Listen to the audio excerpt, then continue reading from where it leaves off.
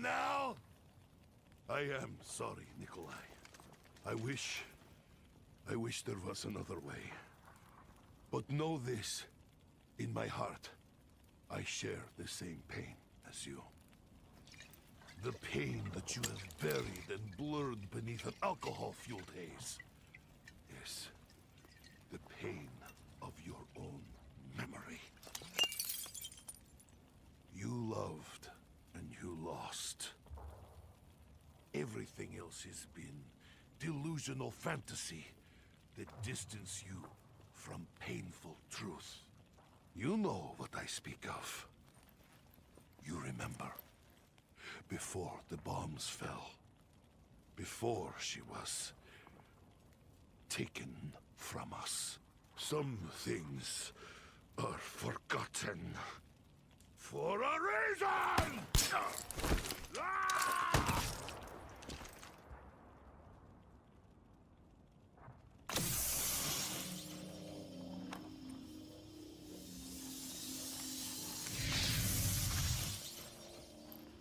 It is done. The souls have been collected, Maxis. We will see you soon.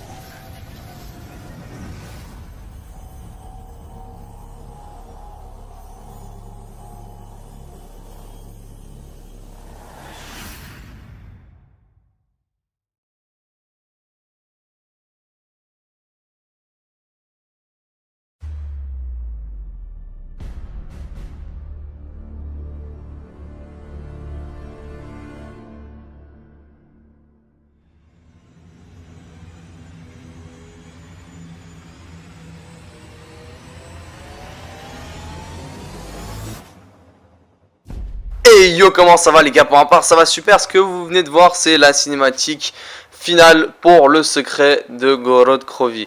Il a été trouvé quand même assez rapidement et il y a quand même quelque chose de plutôt épique par rapport à toute cette cinématique, honnêtement. Donc bon, comme toutes les cinématiques, il y a un petit peu un aspect triste, comme toutes les cinématiques de secret entre la version 1.0 et la version 2.0 entre le personnage, et ils se mettent les choses à plat entre eux. Et là c'est le cas pour cette cinématique dans Gorod Krovi, où est-ce que Nikolai 1.0 et Nikolai 2.0 ont une sorte de dialogue qui s'échange, pas très long, mais un dialogue très intéressant.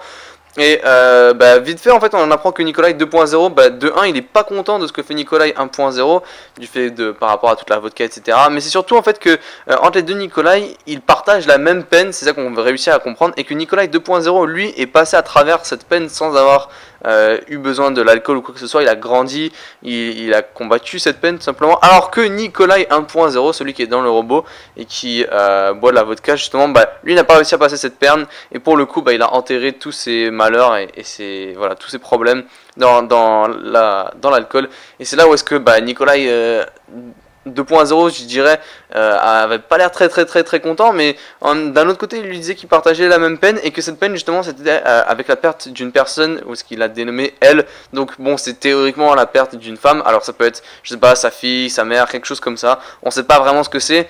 De base, beaucoup de personnes auraient assumé que c'était sa femme, mais ce qui fonctionne pas réellement, c'est que Nikolai avait un paquet de femmes, il avait au moins une dizaine de femmes, et toutes ces femmes il les a butées une par une sans forcément avoir de la pitié. Donc c'est un petit peu dur de dire que c'est une femme de Nikolai justement. Et bon, par rapport à toutes ces critiques et en mise en avant de la faiblesse de Nikolai 1.0, Nikolai 1.0 lui tire une balle dessus par rage, alors que Nikolai 2.0 lui réplique avec un coup de shotgun pour le tuer, pour se défendre. Donc après, comme d'habitude et comme toutes les cutscenes, Richtofen va se pencher sur le corps en question, va récupérer son âme.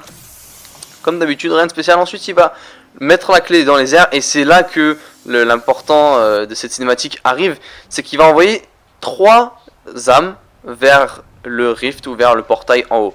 Or, il y a 5 âmes normalement dans la clé d'invocation, ce qui veut dire le Shadowman et Richtofen.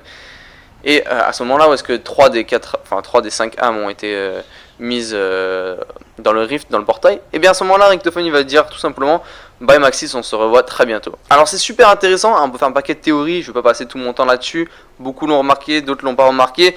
Qu'est-ce que ça peut dire? Alors de 1, est-ce que ça veut dire que Richtofen sait que Shadowman est dans la clé, donc il ne l'a pas envoyé?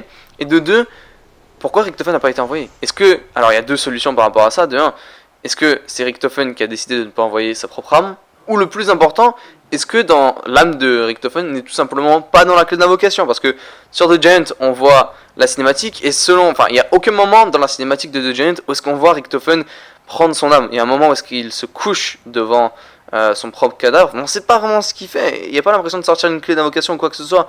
Et nous, comme ça, on s'est décidé de croire Richtofen qui, dans Der Eisendrache, nous dit qu'il a pris l'âme de son personnage. Donc là, il y a quelque chose qui marche définitivement pas. Et Richtofen, que ce soit Black Ops 1 ou Black Ops 2, ça n'a jamais été un personnage qu'on pouvait réellement croire, à qui on pouvait se fier. C'est pas un mec de confiance, quoi. Et s'il est encore méchant, ce qui est possiblement le cas, et j'en serais pas vraiment étonné. C'est la raison pour laquelle on pourrait se dire que il y a quelque chose qui marche pas derrière ça, et que Richtofen prépare quelque chose d'anormal. Soit son âme n'a pas été prise, soit il a décidé de pas l'envoyer. Mais dans tous les cas, il y a quelque chose d'assez spécial par là, d'assez particulier. Et ce qui est super intéressant, c'est qu'aussi à la fin, il y a un dialogue entre Dr Monty, et celui-ci s'adresse à Nikolai, Takeo et Dempsey. Et je vous cite exactement ce qu'il dit, il s'adresse à eux en disant Richtofen ne nous entend pas, il fait ses propres choses. Alors ça c'est assez intéressant parce que c'est comme si Monty et Richtofen étaient totalement opposés. Monty rejette Richtofen de la conversation, pourtant ils sont censés tous être dans le même plan. Et on a compris grâce à plusieurs codes secrets et ciphers que finalement le plan a été commencé par Monty qui a donné des ordres à Maxis et Maxis qui a dit à Richtofen de l'exécuter. C'est aussi simple que ça, c'est juste ça le plan. Et étrangement, Monty rejette Richtofen. L'autre chose qu'il va leur dire, c'est qu'ils vont bientôt comprendre par rapport à tout ce plan, mais qu'il va pas leur expliquer. Et surtout, que Richtofen est dans la maison depuis une éternité. Waouh, c'est quand même énorme. Parce que la maison, c'est ce qu'on a vu sur Origins.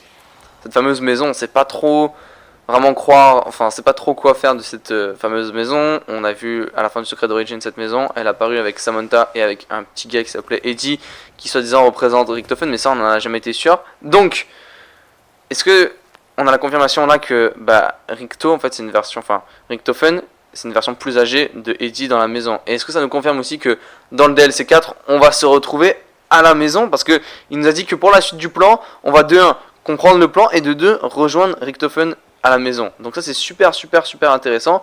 Et pour revenir à justement ça, donc on pourrait croire que Richtofen est opposé à Monty. Le deuxième élément qui me fait croire à ça, c'est qu'il y a un dialogue dans Gorod Krovi qui est vraiment particulier entre Richtofen et Takeo.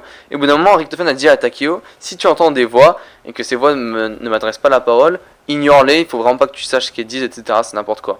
C'est ça que Richtofen a dit à Takeo au bout d'un moment sur Gorod Krovi. Donc ce qui pourrait nous faire croire de manière supplémentaire que Richtofen est opposé à Monty. Alors il y a quelque chose qui est vraiment bizarre, mais comme Monty semble les aider en même temps leur donnant des atouts, etc. Est-ce que c'est possible que Monty soit le méchant? Donc il y a deux possibilités. Monty soit le méchant, et donc il profite de nos personnages comme pions pour pouvoir mettre en exécution son plan, obtenir la clé, etc.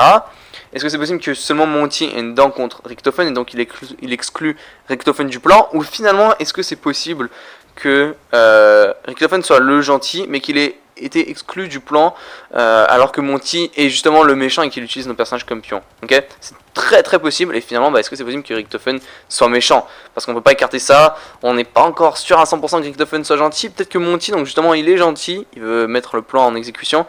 Et comme Richtofen a lui pas envoyé son âme, il y a quelque chose qui est vraiment bizarre. Donc pour le moment, on sait pas qui croire entre Monty et Richtofen. C'est pour ça que cette cinématique est juste épique, honnêtement.